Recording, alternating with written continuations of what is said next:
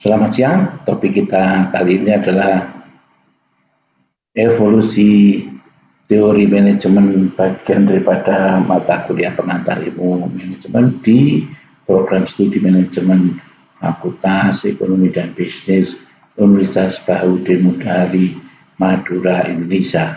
Dosen pengampu adalah Dr. Insinyur Ponto Subiono Agus Purwono, Master of Science. Adapun pokok bahasan adalah pendahuluan definisi evolusi teori manajemen, ada manajemen ilmiah, teori administrasi, dan teori birokrasi. Beberapa aliran yaitu klasik, perilaku, kuantitatif, sistem, kontingensi, pendekatan modern dan terkini, ada ringkasan dan soal-soal latihan. Pendahuluan ilmu manajemen berkembang melalui berbagai fase sejarah dan pendekatan yang dipengaruhi oleh konteks sosial, ekonomi, dan teknologi pada zamannya. Ada berbagai aliran pada evolusi teori manajemen. Ada 7, yaitu aliran klasik, classical theory, yang bergerak mulai awal abad ke-20. Yang kedua, aliran perilaku atau behavioral theory, yang aliran ini dimulai pada tahun 1930-an sampai 1950-an. Yang ketiga, aliran kuantitatif atau manajemen science, yang dikembangkan mulai tahun 1940-an.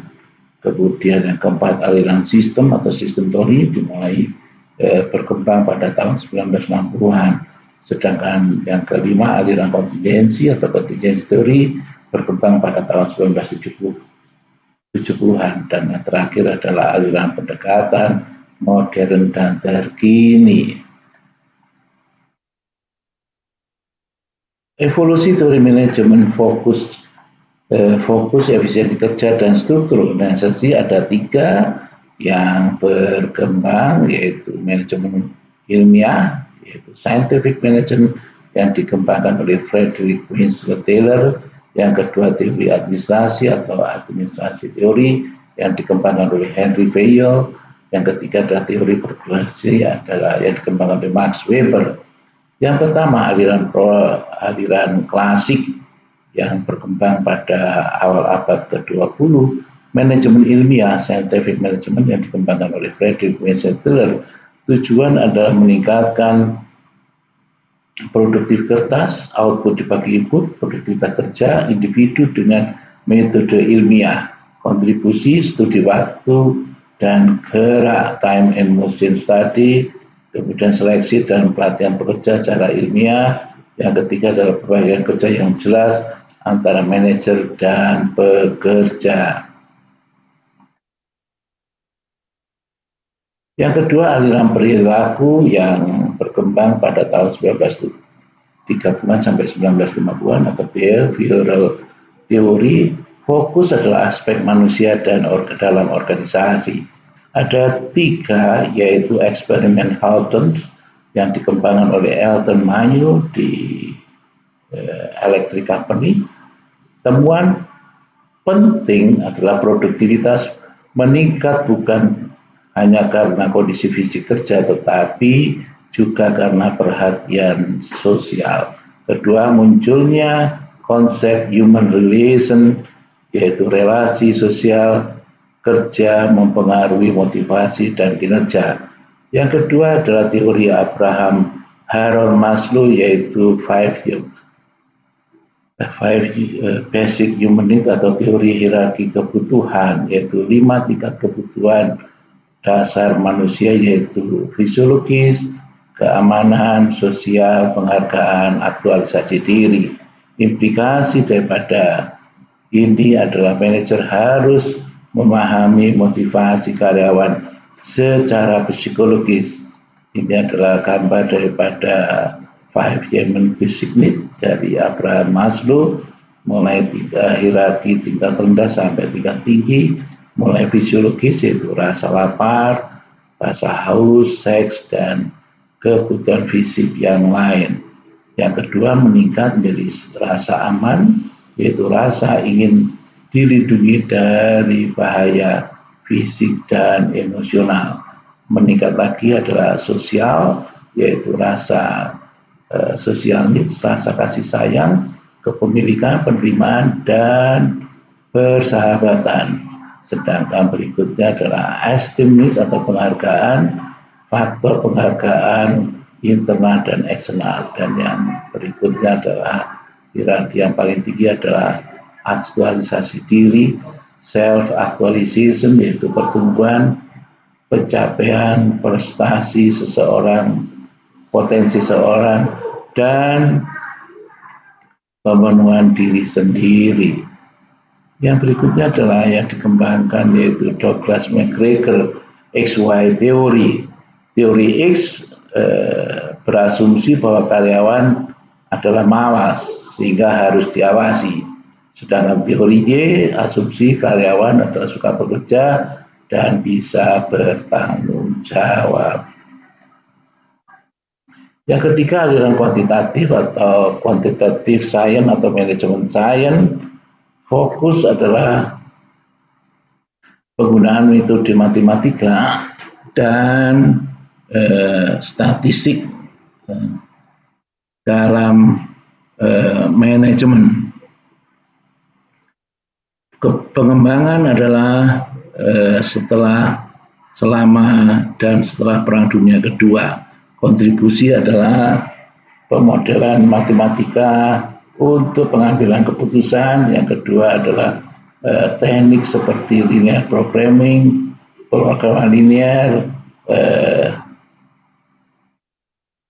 sistem pengendalian persediaan, dan teori antrian. Munculnya model-model riset operasi dan sistem informasi manajemen. Yang keempat adalah aliran sistem atau system theory yang dikembangkan pada tahun 1960-an. Fokus organisasi sebagai sistem terbuka. Organisasi dipandang sebagai sistem yang terdiri dari bagian-bagian yang saling berinteraksi. Yang kedua, input, proses, output, feedback.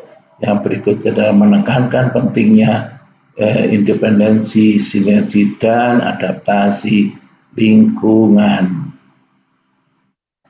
Ini contoh yang input, proses, output. Ada sisi input 5M plus DIE, man, money, method, material, mesin, teknologi, informasi, energi. Sedangkan sisi input yang lain adalah kendala, data, expertise, dan budget serta waktu. Input yang lain adalah variabel keputusan, selection of data, selection of method. Semua ini proses perubahan yang dikenakan terhadap sistem. Outputnya adalah produk atau barang dan atau jasa, juga waste apabila terjadi produk yang cacat diproses ulang. Reward, feedback. Ukuran keberhasilannya adalah memaksimumkan keuntungan atau meminimalisasikan ongkos atau QC di SMP. Quality, quantity, cost, delivery time, safety, produktivitas, and moral. Aliran yang kelima adalah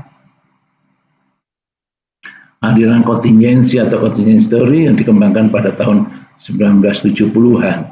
Fokus tidak ada suatu cara terbaik untuk mengelola, yaitu efektivitas manajemen tergantung pada situasi spesifik.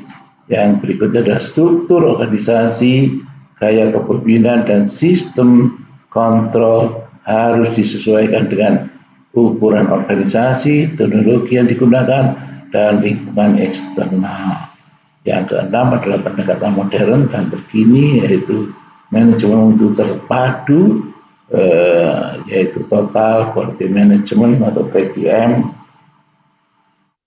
yaitu fokus pada kualitas, kemudian pelanggan, dan perbaikan berkelanjutan atau kaizen. Yang kedua adalah manajemen berbasis pengetahuan atau knowledge management, fokus pada penciptaan dalam tanda petik distribusi pengetahuan dalam organisasi.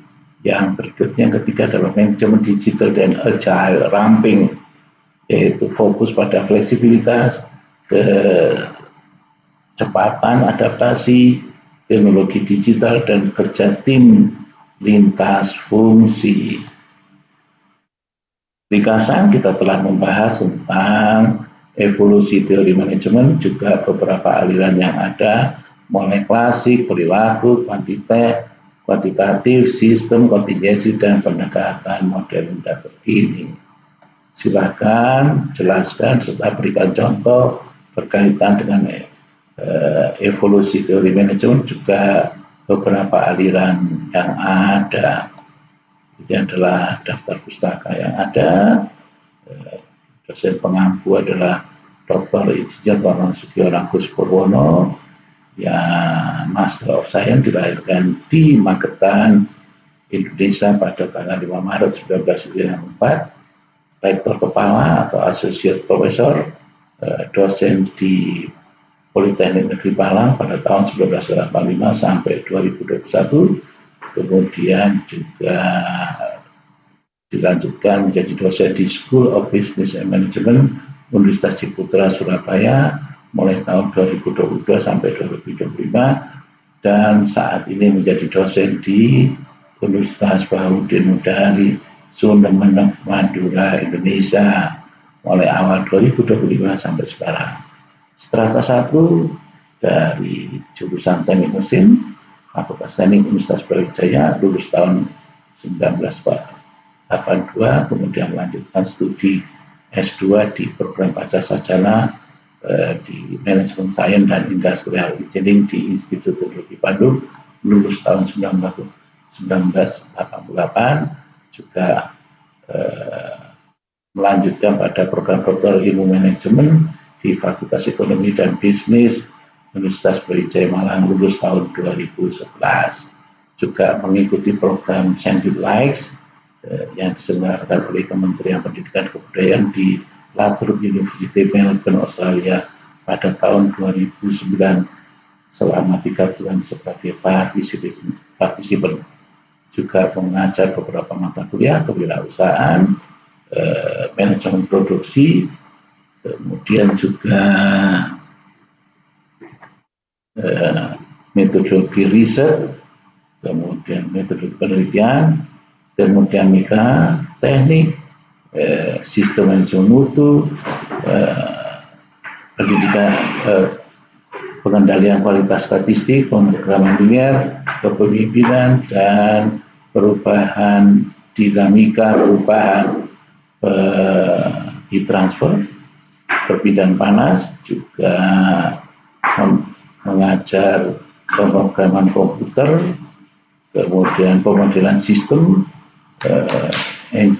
teknologi mekanik, matematik, manajemen peliharaan, kewirausahaan, juga pengantar manajemen operasi, serta bisnis, inspiring communication, dan entrepreneurship. Beberapa buku yang telah diterbitkan, juga mengikuti beberapa jurnal, baik internasional maupun nasional yang sudah dipublikasikan, serta sebagai pembicara di beberapa internasional conference dan seminar nasional, juga sebagai ketua panitia di beberapa international conference baik dalam negeri maupun di luar negeri, juga ketua panitia international conference, juga mengikuti program pendampingan HIV/AIDS di Bangkok dan di Jerman dengan sponsor Badan PBB yang bergerak di bidang AIDS, juga beberapa keanggotaan di Asosiasi Dosen Indonesia, juga AMA, juga IEEE, juga WSSIT di United Kingdom, serta ISERS di India. Beberapa ID yaitu Scopus ID, Orbit ID, Sinta, dan beberapa ID yang lain. Terima kasih atas perhatiannya. Sampai bertemu lagi di topik yang lain yang lebih indah dari saat ini.